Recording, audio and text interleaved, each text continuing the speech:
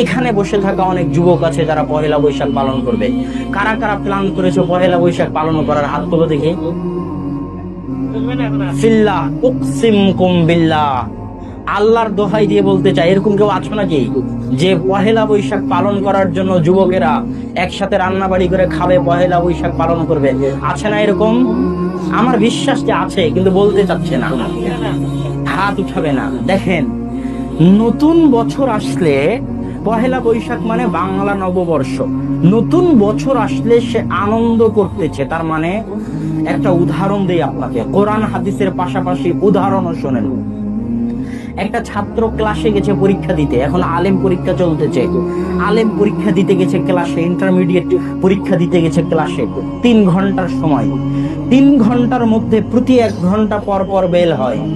যখনই বেল বাজে, একটা ছাত্র যে প্রশ্নোত্তর লিখতেছে, এখনো 15টা প্রশ্নের মধ্যে 5টা লেখা হয়েছে, 10টা বাকি আছে। বেল পড়ার সাথে সাথেই ওর চিন্তা, টেনশন আরো বেড়ে যাবে না কমবে? বাড়বে।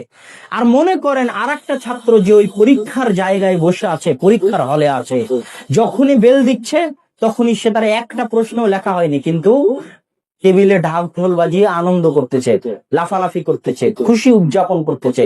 ওই ছেলেকে আপনি কি বলবেন, পাগল না বুদ্ধিমান? পাগল। যখন দ্বিতীয় ঘন্টা পড়লো তখন একই অবস্থা, যখন 3 ঘন্টার আগে 15 মিনিটের অ্যালার্ম তখনও একই অবস্থা, অথচ একটা প্রশ্ন লেখা হয়নি। একদিকে একদল চিন্তা টেনশনে ব্যস্ত, আর একদিকে আর একটা ছেলে হাসি খুশি করতেছে, মজা করতেছে, লাফালাফি করতেছে। তো ওই পরীক্ষার হলে বসে থাকা ওই ছেলেটা যেমন বোকা, যেমন গাধা, যেমন গর্দভ। একটা বছর চলে যাওয়ার কারণে মৃত্যু নিকটে আসে না দূরে যায়? নিকটে আসে। জীবন থেকে বছর হারিয়ে যায়, মরণ কাছে আসতেছে, জীবন চলে যাচ্ছে, বিদায় হওয়ার সময় ঘনিয়ে আসতেছে।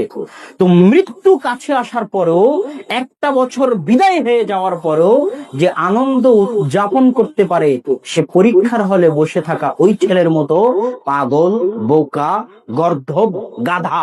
এই জন্যই তো আব্দুর রাজ্জাক বিন ইউসুফ বলেছে যে পহেলা বৈশাখ পালন করে ওকে যদি অশিক্ষিত মূর্খ প্রমাণ করতে না পারি, তাহলে জাতির সামনে বক্তব্য দিব না। তো আব্দুর রাজ্জাক বিন ইউসুফ বলে গেছে, আর আমি প্রমাণ করে দিলাম যে কেন সে অশিক্ষিত মূর্খ গাধা গর্দভ।